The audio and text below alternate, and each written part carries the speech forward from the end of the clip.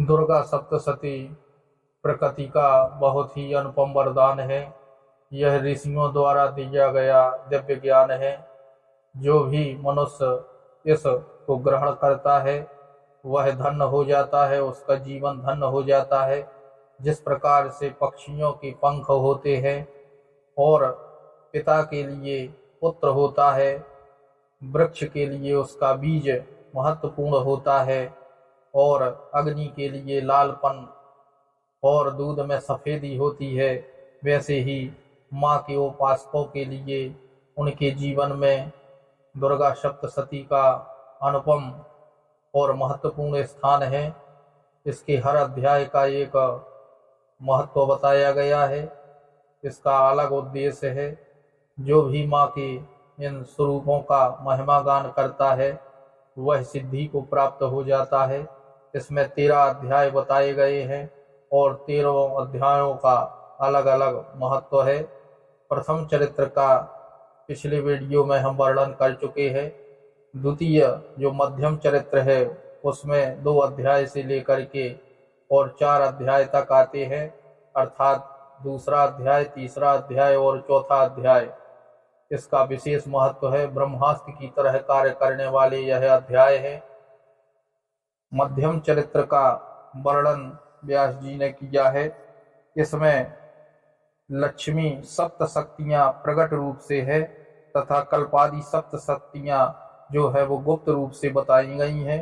इसमें लक्ष्मी, ललिता, काली, दुर्गा, गायत्री, अरुंधति, सरस्वती यह उग्र 7 शक्तियां हैं और गुप्त 7 शक्तियों का वर्णन काली, तारा, छिन्नमस्ता, शुम्खी, भुवनेश्वरी, बाला और कुब्जेती अर्थात कुब्जा माता, यह 7 गुप्त देवियों का वर्णन किया गया है।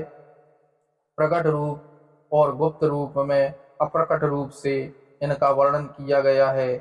लक्ष्मी आदि 7 देवियों की पूजा दक्षिण मार्ग से, काली, तारा, छिन्नमस्ता, मातंगी, कुब्जा का पूजन वाम मार्गीय लोग करके सिद्धि प्राप्त करते हैं। मार्कंडेय पुराण में वर्णित देवी महात्मा का स्वरूप वर्णन किया गया है।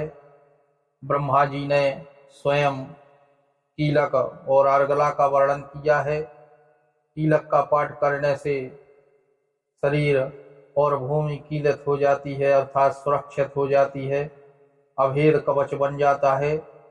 देवी का पाठ लक्ष्य चंडी, सचंडी, सहस्त्र चंडी, नवचंडी और चंडी पाठ के रूप में किया जाता है।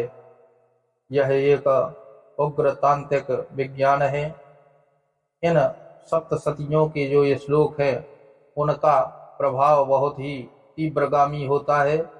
द्वितीय मध्यम चरित्र में द्वितीय अध्याय का पाठ करने से मुकदमे में विजय मिलती है। किसी भी प्रकार का आपका झगड़ा हो, वाद विवाद हो, उसमें शांति आती है। आपके मान सम्मान की रक्षा होती है, हर जगह आपको सम्मान मिलता है। दूसरा अध्याय का पाठ विजय के लिए होता है, लेकिन इसका उद्देश्य आपकी मनसा सही होनी चाहिए, तभी यह फलीभूत होता है।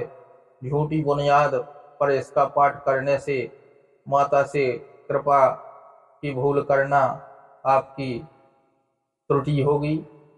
तीसरे अध्याय का पाठ करने से शत्रुओं से छुटकारा प्राप्त होता है।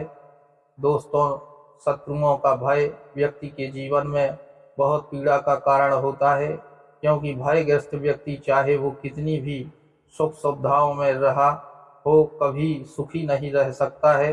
अतः इस अध्याय के पाठ से आंतरिक और बाहरी दोनों प्रकार के भय नष्ट हो जाते हैं।